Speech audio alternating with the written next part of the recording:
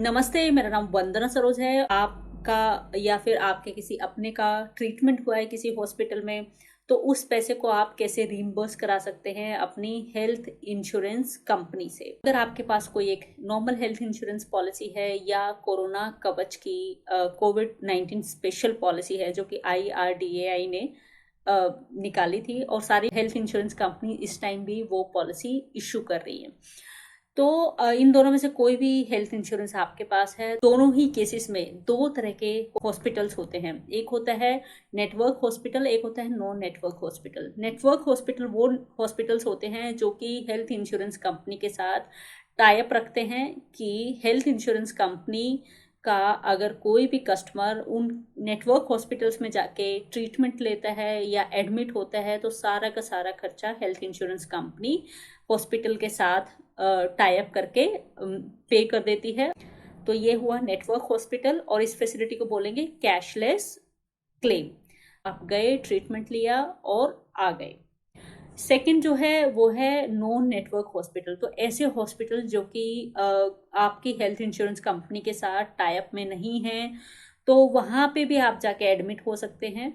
जैसे ही आप डिस्चार्ज हो जाते हैं ट्रीटमेंट के बाद, या आपका फैमिली मेम्बर डिस्चार्ज हो जाता है और गॉड फॉरबिड अगर डेथ हो जाती है, तो इन दोनों ही केसेस में 30 दिन के अंदर हेल्थ इंश्योरेंस का क्लेम फाइल करना है।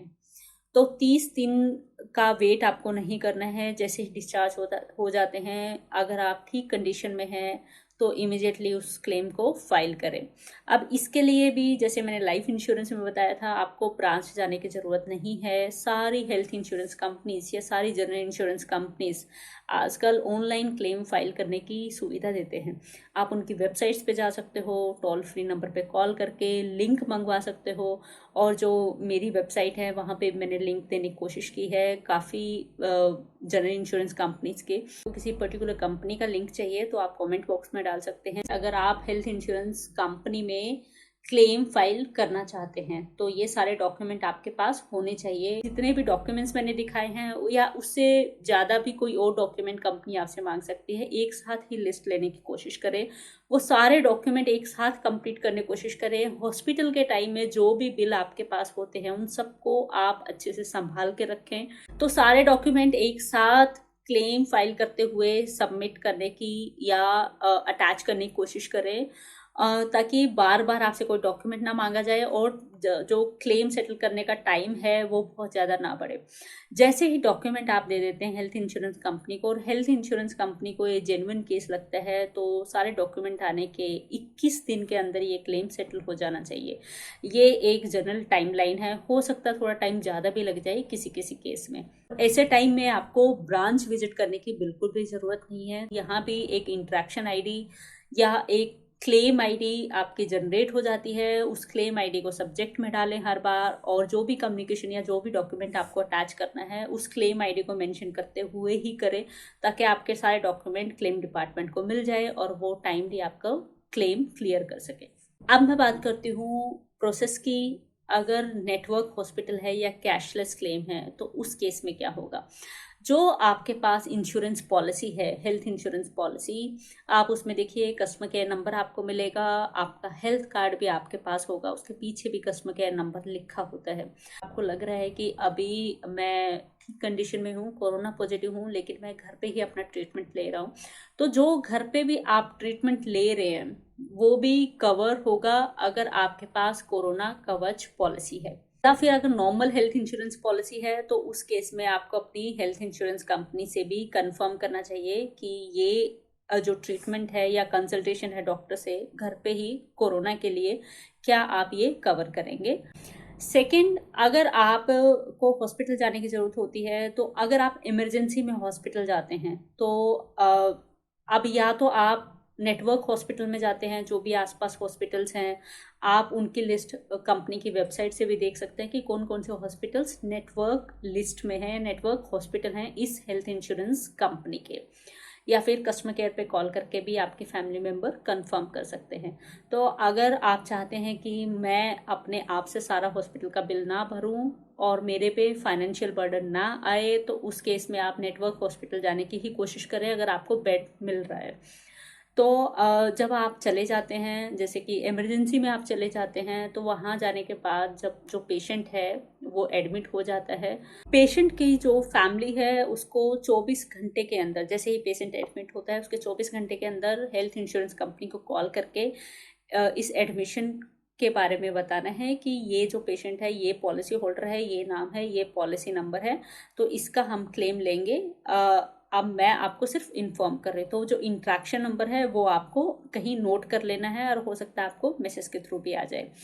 इसके बाद आपको हर हॉस्पिटल में एक इंश्योरेंस डेस्क होता है, हर हॉस्पिटल में होता है, जो बड़े हॉस्पिटल्स हैं या जिनका किसी भी हेल्थ इंश्योरेंस कंपनी के साथ टाई अप है, तो आपको उस इंश्योरेंस डेस्क के पास जाना है, उससे आपको अपनी health insurance policy number share करना है और कंपनी का नाम शेयर करना है।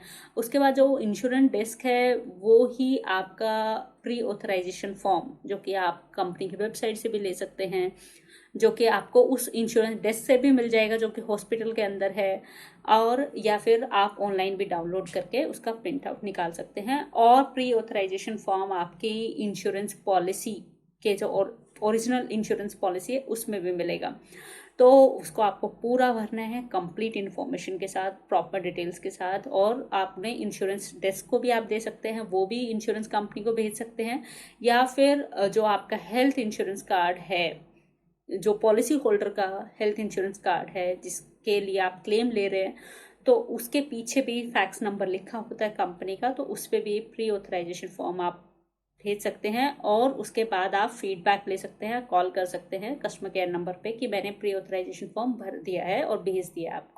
हेल्थ इंश्योरेंस कंपनी हॉस्पिटल के इंश्योरेंस डेस्क से कनेक्ट करती है। अगर वो आपका जो कैशलेस क्लेम है उसके लिए परमिशन दे देते हैं, तो जितना भी हॉस्पिटल का बिल बनता है वो सारा का सारा हेल्थ इंश्योरेंस कंपनी पे करती है हॉस्पिटल को, और कस्टमर को वहाँ पे सिर्फ वही पैसा देना होता है उन आइटम्स के लिए जो कि इस हेल्थ इंश्योरेंस पॉलिसी का पार्ट नहीं थी, और हेल्थ इंश्योरेंस पॉलिसी उनके लिए पे नहीं करेगी, जैसे कि फ्रूट्स है और कंज्यूमेबल आइटम्स हैं, लाइक ग्लूकोज है, कुछ और भी हो सकता है जो कि आपको अपनी पॉलिसी डॉक्यूमेंट में देखना चाहिए कि क्या क्या कवर्ड नहीं है।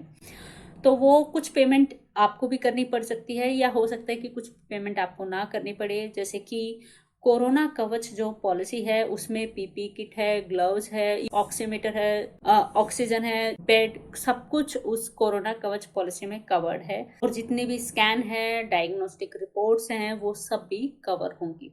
तो ये हुआ कैशलेस क्लेम। सेकंड जो है, अगर इसी सिचुएशन में आपको किसी ऐसे हॉस्पिटल जाने की जरूरत होती है जहाँ पे बेड अवेलेबल है, और इमरजेंसी में आप वहाँ चले जाते हैं, लेकिन वो कैशलेस या फिर नेटवर्क हॉस्पिटल्स में शामिल नहीं है कि हेल्थ इंश्योरेंस कंपनी की, तो ऐसे केस में आप जाते हैं, पूरा ट्रीटमेंट लेते हैं, उसके बाद आप घर आ जाते हैं।